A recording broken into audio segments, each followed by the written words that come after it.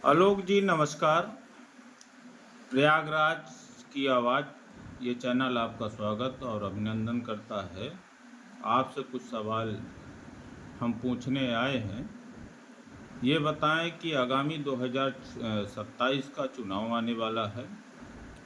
विपक्ष क्या मुद्दा बनाएगी? महंगाई, बेरोजगारी, पेपर लीक, तमाम ऐसी समस्याएं हैं। तो क्या विपक्ष इन सब चीज़ों की मुद्दा बनाकर इस 2027 में चुनाव लड़ेगी? इसके विषय में आप क्या कहना चाहेंगे? नमस्कार, मैं आलोक और प्रयागराज की आवाज़ की तरफ से मैं अपना कुछ शब्दों को कहना चाहूँगा।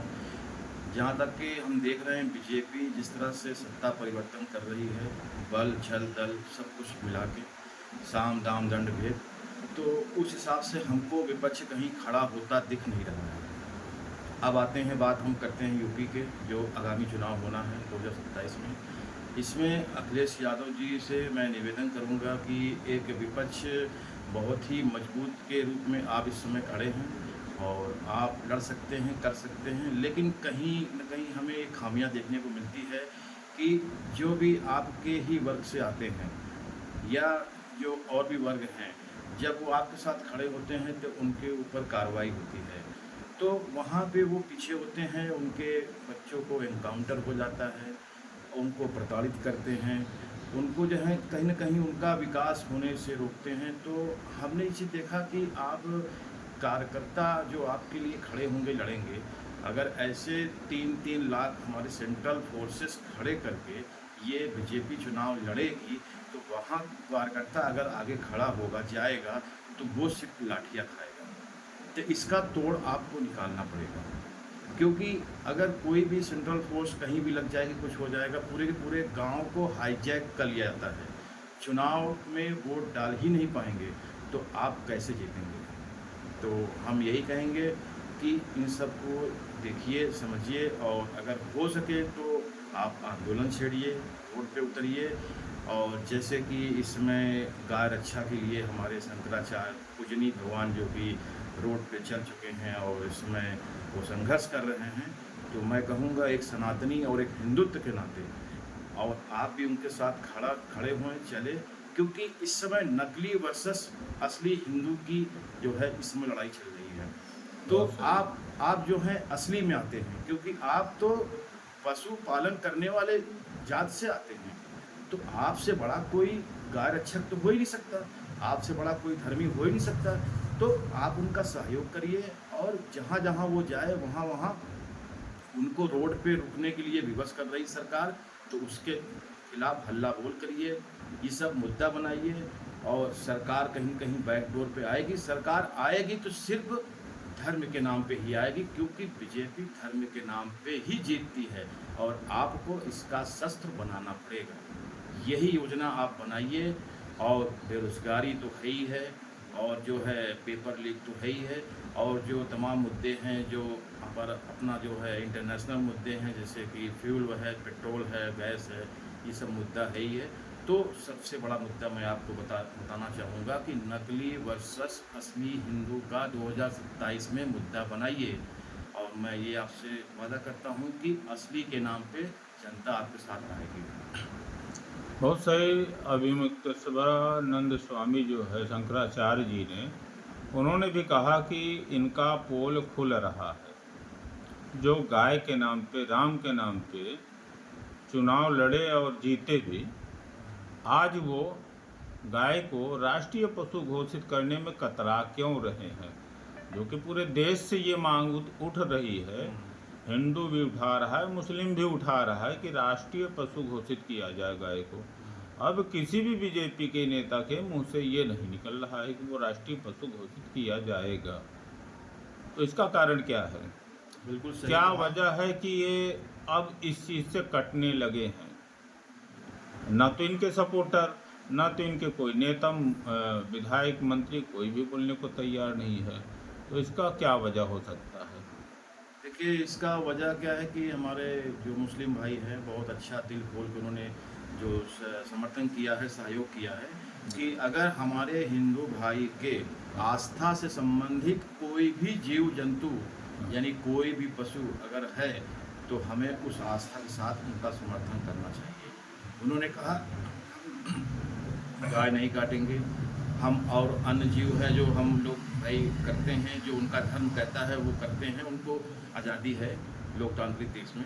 तो उन्होंने हमारे जो आस्था के साथ जो पशु, जिसको पशु तो मैं नहीं कह सकता हूँ, लेकिन जो इस समय गाय माता हमारे आस्था हमारे धर्म के साथ जुड़ी हैं, उनको वह कह रहे हैं कि उनको जो है गौ माता, राज्य माता, जो भी दर्जा आप देना चाहते हैं दीजिए।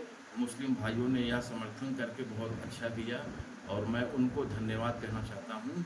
लेकिन बीजेपी नहीं करेगी, क्योंकि बीजेपी उन्हीं के मांस के चंदे से अपनी पार्टी को चलाती है। बहुत तो सही, इसलिए यानी बहुत दीप मुश्किल विस्फोट का है कि निर्यात करती है जी विदेशों में। ये सब आयात निर्यात करते हैं, तो इसलिए हम यही कहेंगे कि जो है इनका जो एक्सपोर्ट जो बिजनेस है, जो एक्सपोर्ट करती है ये गाय के मांसों का, उससे इनकी पार्टियां चलती हैं। और इसके लिए मैं यही कहूँगा कि ये सब मुद्दा विधानसभा में और चुनाव जो होने वाले हैं इसमें बनाया जाए, तो मैं समझ सकता हूँ कि पार्टी को लाभ मिल सकता है। और लाभ मिलने के बाद समर्थन भी करें और गाय माता की संरक्षक के रूप में उनका संरक्षण किया जाए, यह मैं मांग करता हूँ। अच्छा, एक भाजपा के ही प्रवक्ता हैं, वो तो यहाँ तक बोल दिए कि जो मिथुन गाय है उसको काटा जाए।